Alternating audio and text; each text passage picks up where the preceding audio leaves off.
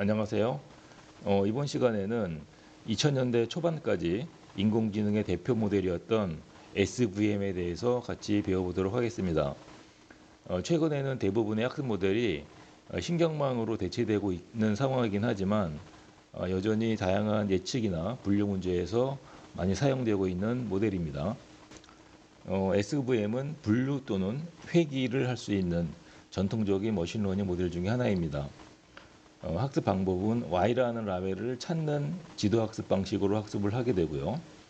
만약에 라벨이 범주형일 때는 분류를 위한 임무를 완수할 수가 있고, 만약에 라벨이 연속형인 경우에는 예측 또는 회귀를 할 수 있는 임무를 완수할 수 있도록 학습이 되겠습니다. 그림에서 보시는 것처럼 이렇게 빨간 점 데이터하고 파란 점 데이터를 분류하는 임무를 완수하기 위해서는 사이클론에서는 SVC라고 해서 Support Vector Classification이라는 클래스를 불러서 쓸 수가 있고요. 아니면은 Y 값을 예측을 하는 그러한 리그레션 문제에서는 Support Vector 머신에서 SVR Support Vector Regressor를 불러서 우리가 모델을 사용할 수가 있겠습니다. 서포트 벡터 머신, 즉 SVM은 러시아의 수학자인 블라드미르 베프닉이라는 수학자가 평생 동안 개발한 학습 모델입니다. 처음에 발표된 것은 1963년이었는데요.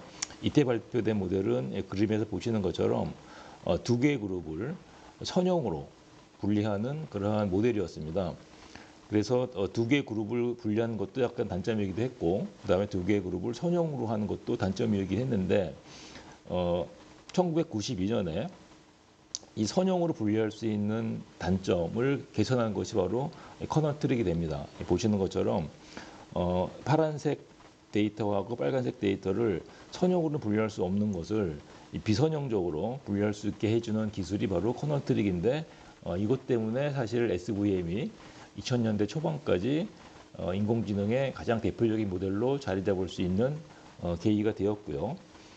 그 이후에는 소프트 마진 방식이라는 것이 추가로 개발되었는데, 이것은 보시는 것처럼 빨간색 데이터하고 파란색 데이터를 선형으로 나누는데, 이 파란색 데이터 안에 빨간색이라고 하는 노이즈가 섞여 있을 수도 있고, 또는 빨간색 데이터 안에 파란색이라는 노이즈가 섞여 있을 수가 있는데, 이걸 어느 정도 허용해 주는 방식으로 두 개의 그룹을 선형으로 분류하는 방식이 바로 소프트 마진 SVM이 됩니다. SVM의 기본 개념은 두 개의 그룹을 나누는 선형 환별식을 찾는 것입니다. 만약에 X라는 데이터가 두 개의 특성으로 가지고 있다면 이렇게 2차원으로 표시할 수가 있겠죠. 그래서 삼각형 데이터하고 사각형 데이터를 구별하는, 판별하는 직선식을 찾는 것이 2차원 데이터의 SVM 모델이 되고요. 만약에 데이터가 X1, X2, X3 세 개의 요소를 가지고 있다고 하게 되면 3차원식의 표시가 될 텐데, 보시는 것처럼 파란색 데이터하고 빨간색 데이터를 구별하는 이 선형식, 즉 여기서는 면이 될 것입니다. 선형 플레인을 찾는 것이 SVM의 목표가 됩니다. 만약에 X라는 데이터가 특성이 10개가 있다고 하게 되면 10차원 공간에 있는 데이터를 선형으로 분리할 수 있는 9차원의 하이퍼플레인 선형식을 찾는 것이 바로 SVM의 목표가 되겠습니다. 이처럼 두 개의 그룹을 분리하는 선형식을 저희가 WX 플러스 B라고 정의한다면, 우리가 찾고자 하는 가장 최적의 선형 분리식은 이 두 개의 그룹을 분리하되 가장 이 마진을 맥시마이즈하는, 여기에는 마진을 가장 크게 벌릴 수 있는 선형식이 가장 최적의 판별식이 된다라는 것입니다. 그러면 이 마진을 구하기 위해서는 어떻게 구하냐면, 이 선형식을 이 삼각형 쪽으로 평행 이동해서 이 첫 번째 걸리는 삼각형에 있는 요식을 저희는 WX 플러스 B는 1이라고 약속을 하고요. 마찬가지로 이 선형식을 이 사각형 사이드로 쭉 평행 이동해 갖고 이 첫 번째 사각형 데이터에 걸리는 요식을 저희는 WX 사각형 플러스 B는 마이너스 1이라고 약속을 한다면, 그러면 이 사이에는 그 어떤 데이터가 존재하지 않게끔 만들어주는 상황을 만들어야 됩니다. 그랬을 때 이 사이를 저희는 마진이라고 합니다. 이 마진을 가장 최대로 하는 이 선형식 W X 플러스 B라는 식을 찾는 것이 바로 우리의 SVM의 학습 목표가 되겠습니다. 그러면 이 마진을 맥시마이즈 한다는 의미는 뭐냐면 마진을 맥시마이즈 하게 되면 새롭게 들어오는 데이터를 판별할 시 에러가 상당히 줄어드는, 성능이 좋게 되는 그러한 효과를 얻을 수가 있게 되는 것입니다. 네, 저희가 마진을 구하기 위해서는 간단한 벡터에 관련된 사전 지식이 필요합니다. 그래서 보시는 것처럼 만약에 저희가 x라는 데이터가 있으면 x1이라는 특성과 x2라는 특성을 가지고 있는 그런 데이터가 있으면 2차원 공간에 표시할 수가 있겠죠. x1이라는 축과 x2라는 축을 가지고 있는 2차원에다가 우리는 x라는 데이터를 표시할 수가 있는데 그 중에서 직선식을 표현하게 되면 이렇게 됩니다. 이 w1x1 플러스 w2x2 플러스 b는 0이라는 직선식이 있습니다. 이 얘기 뭐냐면 이 특정한 w라는 상수, 코에피션트가 되겠죠. 그 다음에 w2라는 계수하고 그 다음에 x라는 데이터를 이렇게 합하게 되면 0이 되는 점들을 모아놓은 것이 바로 이런 직선이 되겠죠. 이거를 저희는 간단하게 이렇게 표시합니다. w에 대한 이거는 이제 벡터끼리의 스칼라이기 때문에 이 w 벡터 트랜스포즈 곱하기 x 벡터가 되면 이게 바로 요식이 되겠죠. 자, 그래서 우리는 2차원 공간에서 이렇게 직선식을 표현할 수가 있다라는 걸 배웠고요. 그러면 이 직선식에서의 노멀 벡터는 바로 x1 성분과 x2 성분의 이 개수로 벡터를 만드는 것이 바로 노멀 벡터가 됩니다. 예를 들면은 3x1 플러스 2x2는 6이라는 직선식이 있으면 이 식이 되겠죠. 이 식은 뭐냐면 여기에는 모든 x1과 x2의 쌍들이 바로 요 선상에 있다는 뜻이 됩니다. 그렇게 되면 이 선과 이 직각을 이루는 요 노멀 벡터는 우리가 여기 있는 계수를 써서 이 벡터를 만들게 되면 이것이 바로 이 직선식의 노멀 벡터라는 것이죠. 마찬가지로 2x1-5x2에는 5다라는 이 직선식의 노멀 벡터는 여기 앞에 있는 이 계수, 그 다음에 앞에 있는 계수를 만들어서 벡터를 만들게 되면 바로 이 직선식의 노멀 벡터가 된다는 뜻이 됩니다. 따라서 일반적인 식에서의 노멀 벡터는 바로 W1, W2가 바로 일반적인 직선식의 노멀 벡터가 된다라는 것이고요. 저희가 강의 3에서 이 스칼라 프로덕트를 배웠었죠. 이 스칼라 프로덕트는 닷 프로덕트 또는 내적 벡터라고 하는데 이거는 뭐냐면 A라는 벡터하고 B라는 벡터를 스칼라 프로덕트 내적을 시키게 되면 유사성이라는 것이 나온다라는 것이었죠. 여기에 조금 하나 더 구체적으로 한 절차를 추구하게 되면 각각의 벡터끼리의 이 성분을 구할 수 있는 것을 구할 수가 있습니다. 예를 들면은 A라는 벡터를 저희가 B라는 벡터의 성분을 구하고자 해요. 즉 이렇게 직각을 내리는 것이죠. 직각을 내렸을 때 요 크기를 알고 싶어요. 그럴 때는 어떻게 하냐면 A라는 벡터 곱하기 내적, 그다음에 B라는 벡터를 하는데 이 B라는 벡터를 다 뜨진 않고 이 단위 벡터를 만들어줘요. 이 크기가 1인 단위 벡터를 만들고 내적을 하게 되면 우리가 A라는 벡터가 B라는 bek터의 성분을 구할 수가 있는 것이죠. 요만큼의 벡터의 크기를 구할 수가 있는 것이에요. 그러기 위해서는 B 벡터의 크기만큼을 나눠줍니다. 즉, 이 과정이 바로 단위 벡터를 만드는 과정이죠. 단위 벡터라는 것은 크기가 1인 벡터를 얘기해요. 그래서 B라는 단위 벡터를 만들고 나서 그 다음에 A하고 내적을 구하게 되면 A 벡터가 B 벡터 방향으로의 성분을 찾게 되는 것입니다. 자, 그러면 앞서 배웠던 벡터 성질을 이용해서 저희가 한번 마진을 구해 보도록 하겠습니다. 자, 마진을 구하기 위해서는 여기서 이 서포트 벡터를 먼저 구하고 서포트 벡터를 이 W라고 하는 이 법선 벡터로 이 투영하는 성분을 구하는 것이죠. 자, 그러기 위해서는 먼저 서포트 벡터라는 건 어떤 거냐면 우리가 이제 찾고자 하는 것은 요 선형식이죠. W, T, X 플러스 B입니다. 요거를 저희가 찾고자 하는 것이죠. 그랬을 때 이것을 평행 이동해 갖고 이 첫 번째 걸리는 삼각형 데이터가 있을 때 이거 점선식을 우리가 이렇게 쓰기로 약속을 했고요. 그 다음에 이 찾고자 하는 선형 판별식을 이 사각형 쪽으로 평행 이동했을 때 이 첫 번째 걸리는 이 점선식을 저희는 이렇게 표시하기로 했어요.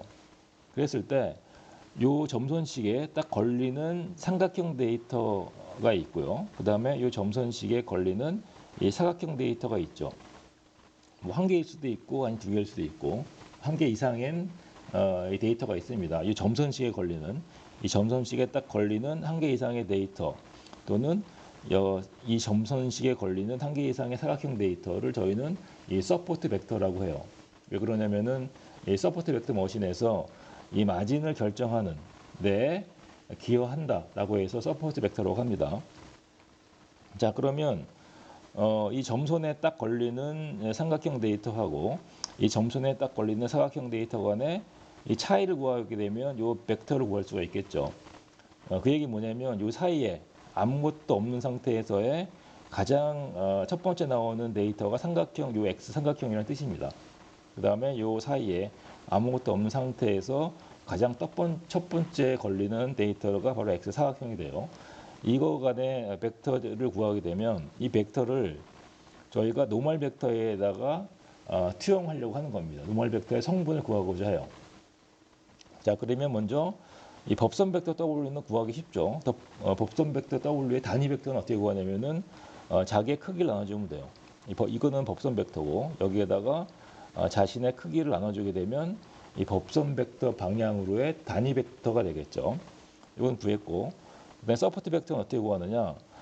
x 삼각형 마이너스 x 사각형이 서포트 벡터 간의 거리인데 이것은 얘하고 얘를 빼주면 됩니다.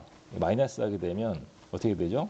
마이너스 하게 되면 b는 없어지고 1 마이너스 마이너스 1이니까 우변은 플러스 2가 될 거고 왼쪽은 이 w t 다시 쓰겠습니다.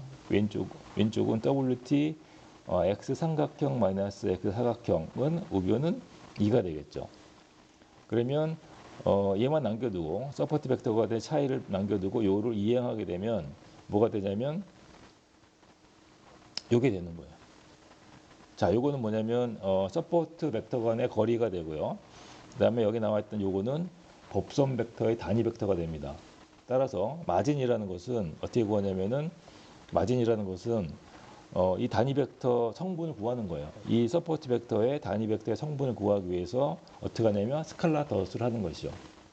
그러니까 스칼라 덧을 하면 되는데 얘하고 얘는 뭐였죠? 얘하고 얘는 2였죠. 아까 얘 마이너스 얘가 바로 뭐냐면 이 b는 없어지고 우변은 플러스 2가 되고 좌변이 바로 w하고 x 삼각형 마이너스 x 사각형이 됐던 것이죠. 그래서 요거는 요게 바로 2가 되는 것이고요. 일단 나누기 w가 됩니다. 마진이라는 것은 w분의 2가 돼요.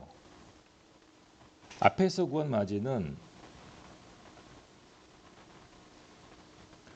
바로 목적 함수로 쓰기에는 부적절합니다. 일단은 우리의 학습 변수가 이 분모로 와 있기 때문에 그래서 이것을 적당한 학습 변수를 바꿔주는 과정이 바로 요게 됩니다. 그래서 분모에 있는 것을 분자로 올렸고요. 그 다음에 제곱을 했어요. 왜냐하면 우리의 목적 함수는 가능하면 아래로 볼록하거나 위로 볼록한 형태로 만들어야 되기 때문에 그래서 이 분모에 있을 때는 맥시마이즈였지만 이 분자로 올라갈 때는 미니마이즈가 되겠죠. 그렇게 해서 우리가 목적 함수를 약간 변형해서 효과적으로 만들어줬고 이때 나오는 2분의 1은 큰 의미는 없습니다. 나중에 그레디언트를 구할 때 이게 나가서 서로 상쇄되는 효과를 만들기 위해서 했기 때문에 큰 의미는 없다라고 이해하시면 좋고요. 여기 한 가지 구석 조건이 추가가 되는데 이건 뭐냐면 라벨 곱하기 그 다음에 이 판별식을 곱하게 되면 항상 1보다 크거나 같다라는 조건식이에요. 모든 데이터 라벨은 이제 플러스 사인을 갖거나 마이너스 사인을 갖게 되는 것인데 이건 어떤 거냐면 이 판별식 w t x 플러스 b라는 판별식에 위쪽에 있으면 플러스 영역이라는 뜻이 되고요. 아래쪽에 있으면 마이너스 영역이다라는 라벨이 됩니다. 그런데 이 1이라는 건 뭐냐면 버퍼를 의미해요. 버퍼라기보다는 이 1이라는 것은 이 마진 사이즈를 의미합니다. 어떤 거냐면 우리가 앞서 봤던 이 서포트 벡터를 지나는 점선이 있었죠. 그래서 요소는 바로 WTX의 삼각형 서포트 벡터 플러스 B는 1이었고, 그다음에 요 점소는 WT 곱하기 X의 사각형 플러스 B는 마이너스 1이었죠.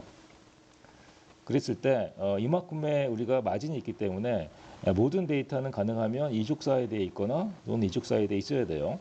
그러면 이 삼각형 데이터는 이 부호가 플러스 사인이고, 그다음에 사각형 데이터의 부호는 마이너스 사인입니다.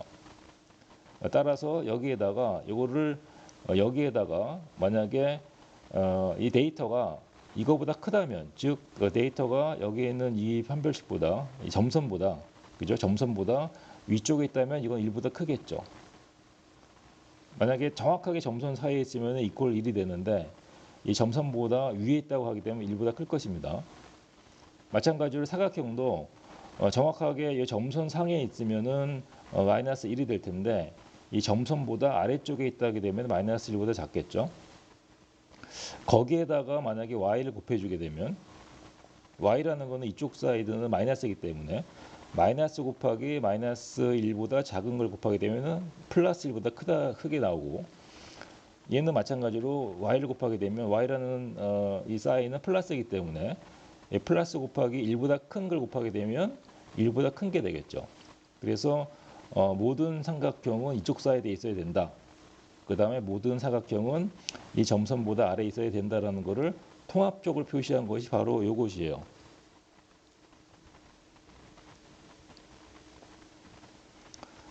그것이 바로 요게 됩니다. 어떤 건지 아시겠죠?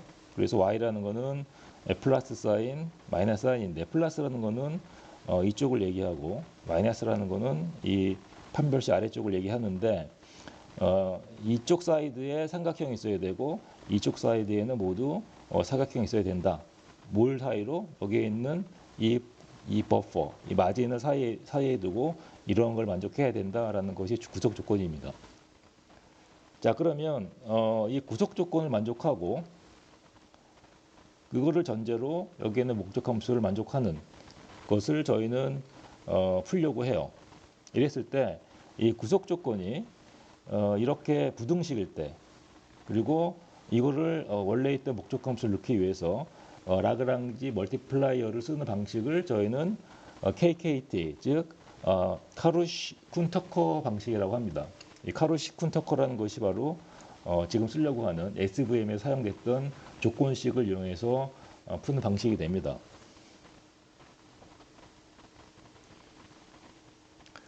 자, 그러면 이건 어떤 거냐면, 여기에 이를 이항하게 되면 이렇게 되겠죠. 이를 이항하게 되면 요거에다가 라그랑지 멀티플라이어라고 하는 알파를 곱해줍니다. 그리고 나서 원래 있던 목적 함수하고 마이너스에서 더해줘요. 이게 바로 새로운 목적 함수가 되겠죠. 구속 조건을, 그러니까 부등식에 있는 구속 조건에다가 알파라고 하는 라그랑지 멀티플라이어, 라그랑지 승수라고 하는데, 라그랑지 멀티플라이어를 곱해갖고 빼줍니다. 왜냐하면 이거는 맥시마이즈 해야지만이 전체는 미니마이즈가 되기 때문에 마이너스 해주는 부호는 조심하시고요. 그래서 우리는 이거를 프라이머 라그랑지안이라고 해요. 자, 그러면은 이제 우리가 카루시-쿤터커라는 조건을 이용해서 이 구속 조건을 새롭게 투입하는 식이 됐기 때문에 이 추가적인 변수가 더 필요한 거죠. 이 알파라고 하는 라그랑지 멀티플라이어를 먼저 구하는 절차가 필요합니다. 자, 그래서 이걸 구하기 위해서는 일단은 얘가 최적화하기 위해서는 이 프라이머 라그랑지안이 각각 W하고 B에 대해서 미분했을 때 0이 돼야 돼요. 최적을 만들기 위해서는. 그러면은 이 프라이머 라그랑지안을 이 W에 대해서 미분을 해주는 걸 0으로 만들어주고, 그 다음에 프라이머 라그랑지안을 B로 미분했을 때 0으로 만들어주는 식을 만듭니다. 그러면 보시는 것처럼 여기서 이 W에 대한 함수만 나오니까 이걸 미분하게 되면 W가 되겠죠. 그래서 이게 나가게 되면 W만 남고, 이걸 미분하게 되면 B는 W에 대해서 상수이기 때문에 마이너스 1도 마찬가지고 이건 없어지고 요거를 W 미분하게 되면 알파 y x만 남겠죠. 그래서 요게 되는 것입니다. 결국은 W는 라그랑지 멀티플라이어 곱하기 yi는 라벨이 되고요. 모든 x가 되겠죠. 그래서 알파라는 것은 일단 0보다 크거나 같다는 것이 KKT 조건이기도 해요. 그래서 라그랑지 멀티플라이어는 최소한 양수가 돼야 된다. 0보다 0이거나 최소 양수가 돼야 되는 조건이 있어요. 그 다음에 알파라는 것은 일단은 모든 데이터의 개수만큼 존재해요. 만약 데이터의 개수가 n개면 알파도 n개가 됩니다. 자, 이런 식이 나오고 두 번째는 B에 대해서 미분하게 되면 이건 B에 대한 것은 상수기 때문에 없어지고 요거만 남겠죠. 요것도 상수기 때문에. 그래서 B를 미분하게 되면 알파하고 Y만 남는데 이것이 0이 된다라는 것이죠. 자, 그래서 우리가 프라이머 라그랑지안을 각각 W하고 B를 미분하게 되면 이런 식 하나가 생기고 이런 식 하나가 생깁니다. 자, 이것을 원식에 대입하게 되면 여기에 대입할 수가 있고 여기에 대입할 수가 있고요. 마찬가지로 얘를 여기에 대입할 수가 있겠죠. 그래서 나온 것이 바로 이게 돼요. 자, 이거를 저희는 듀얼 라그랑지안이라고 합니다. 자, 요거는 한번 하나씩 좀 여러분들이 꼼꼼하게 따라가시면 되는데 이 W 대신에 요게 들어가는 거. 요게 들어가고 여기 W 대신에 요게 들어가게 되면 어떻게 되냐면 일단은 이거의 제곱이 되겠죠. 2분의 1에 알파의 제곱, y의 제곱, 그 다음에 x의 제곱이 됩니다. 여기 넣게 되면 마찬가지로 여기에 넣게 되면 알파 y 그 다음에 알파 y x가 되니까 여기 또 x 곱하니까 똑같은 게 있는 거죠. 얘하고는 같아요. 그런데 얘가 마이너스 1이기 때문에 얘는 2분의 1이고 이 마이너스 2분의 1이 됩니다. 마이너스 2분의 1. 마이너스 2분의 1이 되는데 이거를 맥시마이즈 하는 거를 플러스로 바꿔주면서 얘가 미니마이즈가 됐어요. 요걸 조심하시면 되고요. 그 다음에 요거는 뭐냐면 여기 있는 것이 곱해지게 되면 B는 상수니까 A 알파 곱하기 yi는 0이었죠. 이거니까 B는 없어지고 요거만 남는 겁니다. 요것이 바로 요게 되는 거. 자, 그래서 우리가 듀얼 라그랑지안을 구했는데 듀얼 라그랑지안은 뭐가 남냐면 y라는 건 라벨이고요. 모든 데이터의 라벨, 즉 플러스 사인 또는 마이너스 사인이 되고 x라는 건 뭐죠? 좌표값입니다. x라는 것은 x1이라는 특성, x2라는 특성, 두 가지의 특성 또는 뭐 n차원이면은 n개의 특성이 있겠죠. n개의 특성이 있는 데이터를 스칼라 덧하게 되면 얘는 스칼라가 되고 그 다음에 알파는 라그랑지 멀티플라이어니까 스칼라 y는 라벨이니까 스칼라가 돼서 얘는 모든 것은 스칼라가 되는 그래서 스칼라를 만들어주는 i번째, j번째 행렬이 된다라는 것이죠. 앞에서 저희가 듀얼 라그랑지안을 구했죠. 그러면 이 듀얼 라그랑지안을 우리가 행렬로 표현한 것이 이게 됩니다. 그랬을 때 먼저 라그랑지 멀티플라이어는 차원이 어떻게 되냐면은 알파 1부터 알파 n개를 가지고 있는 즉 데이터의 개수만큼 n이라는 것은 데이터의 개수를 의미합니다.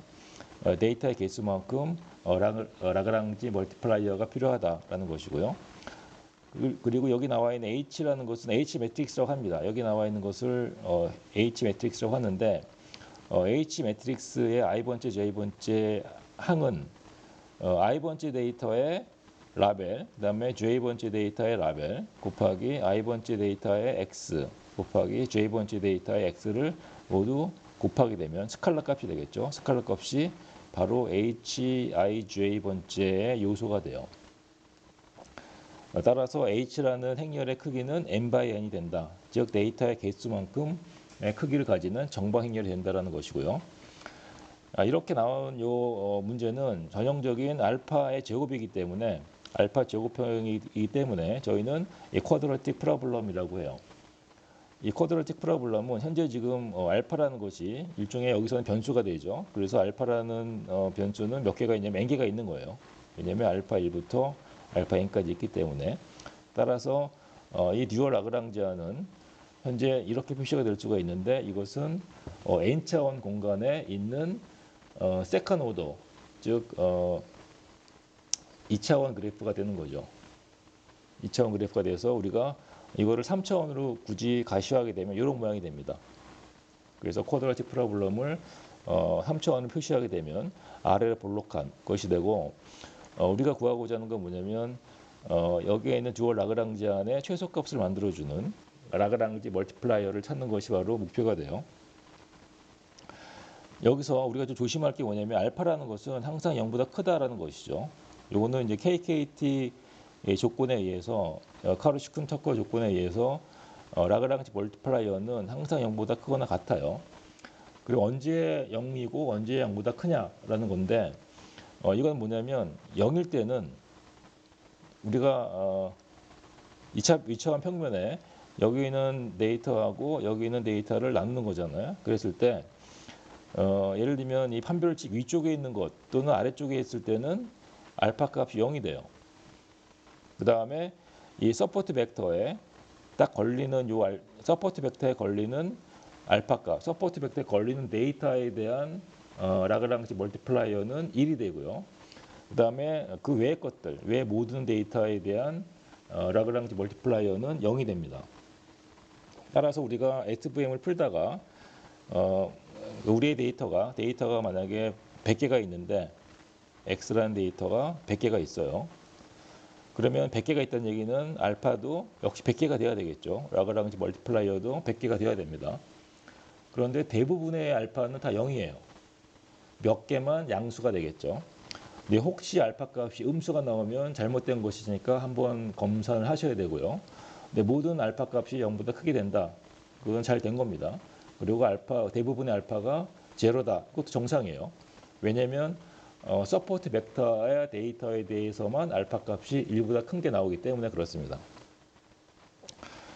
자, 그리고 나서 알파를 구하게 되면 우리가 이 법선 벡터를 구할 수가 있는 거죠. 그래서 0보다 큰 알파에 대해서 x에 대한 라벨 곱하기 x값 곱하기 알파를 모두 썸하게 되면 우리가 법선 벡터를 구한다라는 것입니다. 자, 앞에서 저희가 쿼드라틱 프라블럼 풀게 되면 라그랑지 멀티플라이어를 구할 수 있게 되고요. 그 라그랑지 멀티플라이어를 이 프라이머 라그랑지 안에 대입하게 되면 우리가 판별식의 법선 벡터인 W를 구하게 됩니다. 나와 있는 것처럼 이렇게 W를 구하게 됐어요. 그때 조심할 건 뭐냐면 라그랑지 멀티플라이어는 데이터의 개수만큼 있지만 대부분의 데이터에 대해서는 알파 값 0이고 오로지 서포트 벡터에 대해서만 0보다 큰 실수를 갖는다라고 설명을 드렸죠. 따라서 여기 나와 있는 이 W는 서포트 벡터만 계산하게 되면 W를 구할 수가 있다는 것이죠. 자, 그러고 나면 이 공식 이거는 어떤 거죠? 이거는 우리가 서포트 벡터를 지나는 점선식이 하나가 있었죠. WT X 삼각형 플러스 B는 1이라는 게 하나 있었고요. 그 다음에 WT X의 사각형을 지나는 것은 마이너스 1이었죠. 그랬을 때 이 플러스 1과 마이너스 1이 바로 Y 값입니다. Y 값이고 이때 지금 B를 우리가 구하고자 하는 것입니다. 그러면 이 서포트 벡터에 대해서 W는 우리가 이렇게 표시할 수 있었기 때문에 이걸 대입해 주게 되면 우리는 B라는 것을 찾을 수가 있는데, 그것을 모든 서포트 벡터에 대해서 일반화한 공식이 바로 이 공식이 돼요. 이걸 다시 한번 자세히 보게 되면 여기에다가 그 프라이머 라그랑지안에서 구한 이 W 값을 대입하게 되면 이게 되는 거죠. 그래서 이 값은 바로 이게 되고요. YS라는 것은 서포트 벡터의 라벨, 즉 플러스 1이 될 수도 있고 또는 마이너스 1이 될 수도 있고 하는 것이 되고, 요거에 대해서 다시 모든 서포트 벡터에 대해서 이거를 구한 다음에 평균을 낸 것이 바로 우리가 찾고자 하는 B, 즉 절편값이 됩니다. 자, 그러면 우리가 이 WTX 플러스 B라는 것이 바로 판별식이었죠. 즉 삼각형 데이터를 구별하고 사각형 데이터를 구별할 수 있는, 즉 마진을 맥시마이즈 할 수 있는 이 판별식을 찾게 되는 것입니다. 자, 그러면 지금까지 SVM에서 두 개의 그룹을 분리하는 선형 판별식을 찾는 과정을 다시 한번 정리해 보면, 여기서 보시는 것처럼 이 삼각형 데이터하고 사각형 데이터를 선형으로 분리하는 이 선형식 WTX 플러스 B를 찾고자 하는 겁니다. 그랬을 때 어떤 거냐면 이 마진이라고 하는 것을 맥시마이즈 하는 것이고, 여기 바로 이 조건 목적 함수가 되겠죠.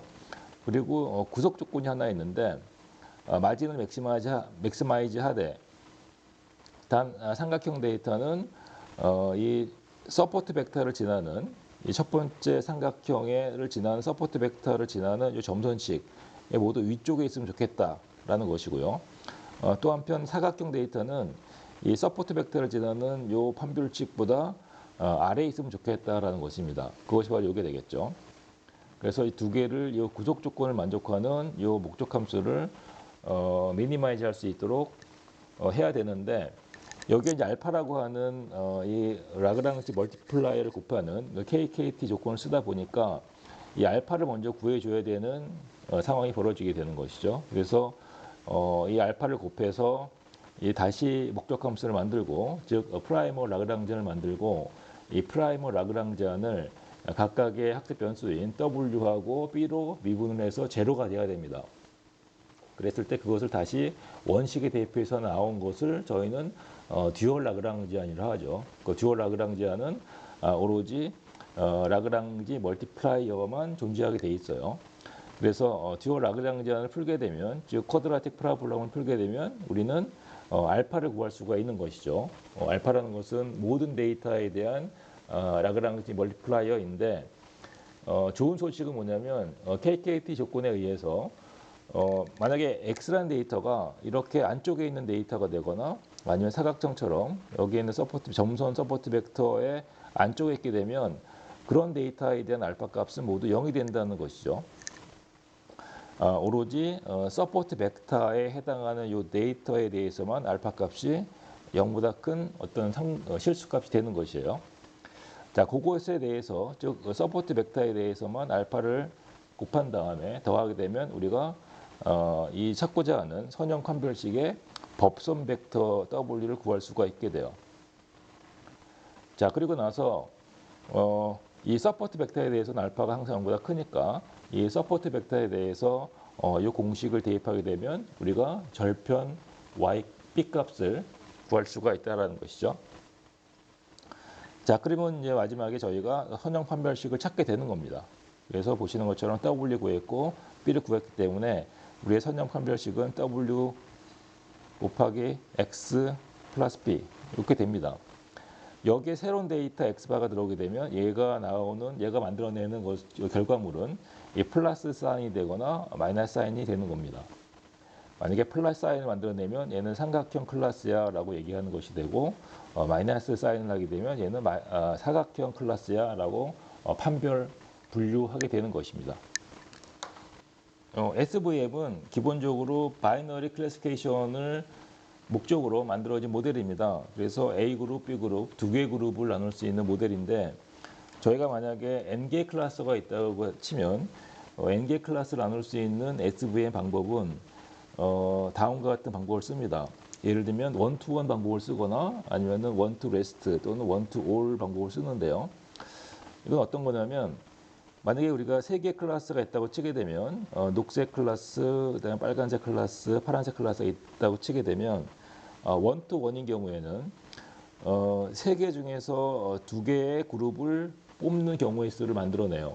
그래서 이런 경우는 우리가 조합 문제에서 3 곱하기 2 나누기 2라고 해서 세 개의 경우 수가 생기겠죠. 자, 그래서 만약에 이 경우에는 녹색하고 빨간색을 나누는 요 판별식을 먼저 찾고요. 그 다음에 녹색하고 파란색을 나누는 요 판별식을 두 번째로 찾고, 그 다음에 빨간색하고 파란색을 나누는 요 판별식을 각각 찾습니다. 그리고 나서 어떻게 활용하냐면, 새로운 데이터가 오게 되면 각각을 돌려봐요. 1케이스 돌려보고 얘는 어디에 속하는지, 예를 들면 1에 대해서는 이 새로운 데이터가 파란색이다. 그 다음에 2에 대해서는 얘가 레드 빨간색이다. 3에 대해서는 얘가 파란색이다 하게 되면 대다수에 의해서 가장 많은 클래스를 정의하는 것이 원투원이 되고요. 원투 레스트 또는 원투 올인 경우에는 한 클래스와 그 외의 것들에 대한 판별식 하나를 만들고, 한 클래스와 그 외의 것들에 대한 판별식을 만들고, 한 클래스와 그 외의 것들을 만들어 갖고 어떻게 하냐면은 이 거리를 구합니다. 새로운 데이터가 오게 되면 이 판별식에 대해서 이 거리를 구하고, 그 다음에 이 거리를 구하고, 이 거리를 구해서 가장 큰 거리를 가지는 클래스에 속한다라고 판별하는 겁니다. 두 가지는 장단점이 있는데요. 이 정확성 면에 의해서는 이것이 더 좋다고 연구 결과는 얘기하고 있습니다. 원투원이라는 결과가 원투 레스트보다는 정확하다라는 것인데, 단점은 뭐냐면 만약에 우리의 이 클래스의 개수가 10개라고 하게 되면 이 원투원인 경우에는 10 곱하기 9 나누기 2만큼의 조합이 나오기 때문에 45개의 선형 판별자를 찾는, 즉 엄청나게 많은 계산량이 필요한 것이죠. 이런 단점이 있고, 반면에 원투 레스트인 경우에는 10개의 클래스면은 그냥 10개의 판별식을 찾으면 되는 것이기 때문에 계산상에 약간 효율성이 있는데 정확성은 이게 더 뛰어나다라는 것이고요. SVM의 기본적인 개념은 이 두 개의 그룹을 선형으로 나눈다였습니다. 그래서 두 개의 그룹을 나눈다는 단점은 사실은 멀티 클래스를 구별할 수 있는, 즉 원투원을 쓴다거나 원투 레스트를 쓴다거나 하는 방식으로 극복이 됐고, 이 선형으로 나눌 수밖에 없다는 단점은 오랜 동안 개선이 안 되다가 1992년에 발표된 커널 트릭이라는 방법을 통해 갖고 선형으로 분류가 안 됐다는 것을 비선형적인 분류로 가능하게끔 했던 기술 중 하나입니다. 그래서 나오는 말처럼 이 트릭이라는 말처럼 상당히 마술과 같은 개념으로 우리가 선형 분리가 안 되는 것을 선형 분리를 할 수 있게 하는 방식인데요. 기본적인 개념은 현재 차원, 즉 현재 데이터가 가지고 있는 차원에서는 선형 분류가 안 됐는데, 이것을 더 큰 차원으로 데이터를 이동하고 나서 이동된 차원의 공간에서는 선형 분류가 가능하다라는 것이죠. 그래서 더 큰 차원에서 선형 분리하고 나서 다시 원래 있던 차원으로 표시하는 방법이 바로 커널 트릭인데, 이 커널 트릭은 굉장히 중요한 요소이고, 그 다음에 커널 트릭을 사용함으로 해서 SVM이 2000년대 초반까지는 거의 독보적인 인공지능 모델이었고, 지금도 상당히 많이 애용되고 있는 인공지능 학습 모델이기 때문에 커널 트릭에 대해서는 조금 더 자세하게 설명되어 있는 다음 영상을 참조하시기 바라겠습니다. 네, 오늘은 이것으로 마무리하도록 하겠습니다. 감사합니다.